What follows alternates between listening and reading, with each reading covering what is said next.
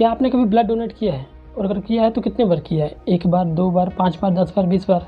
लेकिन अगर मैं आपको बोलूँ कि दुनिया में एक इंसान ऐसा भी है जिसने अपने एज के लगभग 60 सालों तक हर हफ्ते ब्लड डोनेट किया हो, तो आप क्या बोलोगे? और सिर्फ ब्लड डोनेट ही नहीं किया, इनके ब्लड डोनेट करने की वजह से करीबन 24 लाख बच्चों की जानें बची हैं, तो आप क्या बोलोगे? जी हाँ, ये सच है।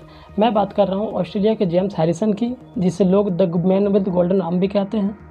इन्होंने लगभग अपने एज के 60 सालों तक हर हफ्ते पूरे ऑस्ट्रेलिया में करीबन 1173 बार, जी हाँ आप सही सुन रहे हो, 1173 बार ब्लड डोनेट किया। इनके ब्लड डोनेट करने की कहानी भी बड़ी इंटरेस्टिंग है। अपने जवानी के टाइम पे इनको एक बार पता चला कि इनकी बॉडी में, मतलब इनके ब्लड में एक ऐसा दुर्लभ एंटीजन है जिससे एक बीमारी, रेसिस नाम की बीमारी पूरी तरह से ख़त्म हो जाती है। जिनको पता ना, मैं बता दूँ, रेसिस प्रेगनेंसी के टाइम पे बच्चों को ये बीमारी ज़्यादातर होती है। तो इनके बॉडी में एक ऐसा एंटीजन था जिससे बीमारी पूरी तरह ख़त्म हो जाती थी। इनको पता चलने के बाद इन्होंने अपना ब्लड डोनेट करना शुरू किया और करीबन हर हफ्ते ये ब्लड डोनेट कर रहे थे। पूरे ऑस्ट्रेलिया में करीबन 60 सालों तक 1173 बार इन्होंने अपना ब्लड डोनेट किया है, जिससे करीबन 24 लाख बच्चों की जानें बची है ना अच्छी बात। तो कभी कभी कुछ काम ऐसा भी कर लेना चाहिए जिससे दूसरे का भला हो जाए। इसलिए प्लीज़ ब्लड ज़रूर डोनेट करिए, क्या पता आपका एक बार ब्लड डोनेट करना किसी की ज़िंदगी बचा ले। चूहे, नाम सुन के शरीर में सिरन सी मच जाती है।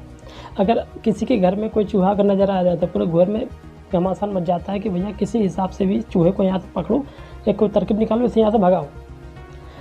क्योंकि ह्यूमन नेचर भी है और कहीं ना कहीं प्लेग बीमारी होने का डर भी। लेकिन अगर मैं आपको भारत में एक ऐसे मंदिर के बारे में बताऊँ जो वहाँ से चूहों के लिए ज़्यादा फेमस है, तो आप क्या बोलोगे? जी हाँ, आप सही सुन रहे हो। मैं बात कर रहा हूँ माता करनी मंदिर की, जो बीकानेर राजस्थान के देशनोक गाँव में है। और यहाँ करीबन 20,000 से ज़्यादा चूहे हैं। जी आप सही सुन रहे हो, 20,000 से ज़्यादा चूहे इस मंदिर में आपको मिल जाएंगे, बिल्कुल उछलते कूदते, धमा चौकड़ी मचाते हुए, वो भी बिल्कुल बेखौफ। अगर आप वहाँ जाते हो तो आपको ही पैर संभाल कर नीचे देख कर जाना पड़ेगा कि भैया कहीं पैर के नीचे कोई चूहा तो नहीं है।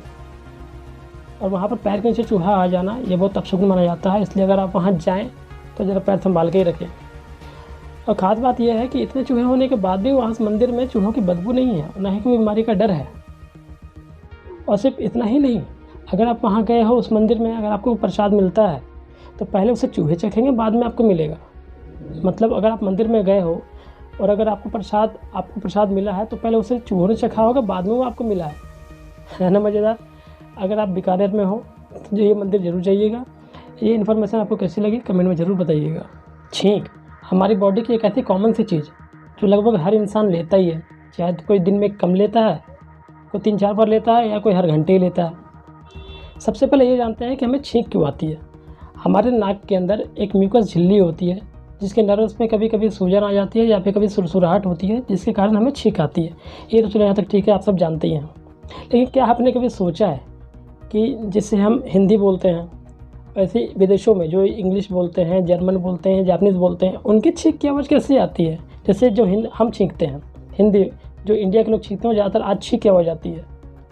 वैसे क्या वो लोग छींकते हैं तो उनकी आवाज़ सेम ही होती है या फिर अलग अलग होती है? ये बड़ा मज़ेदार है। जी हाँ, सबकी छींकने की आवाज़ अलग अलग होती है। जैसे इंडिया में हम छींकते हैं तो हमारी आवाज़ आज छींक के आती है। वैसे जो इंग्लिश बोलते हैं वो छींकते हैं तो उनकी आवाज़ आज छू करके आती है। अगर कोई फ्रांस में अगर कोई छींकता है, फ्रांसीसी अगर छींकता है तो उनकी आवाज़ एट चौंक के आती है। और अगर ऐसे ही कोई जर्मन के लोग वहाँ अगर छींकते हैं तो उनकी हच्छी करके आवाज़ आती है। और सबसे इंटरेस्टिंग, जापानीज़ लोग अगर कभी छींकते, आपने कभी सुना होगा, तो उनकी आवाज़ हकशुम आती है ना मज़ेदार है लेकिन सच है। क्या आपको ये बात अब तक पता थी? कमेंट में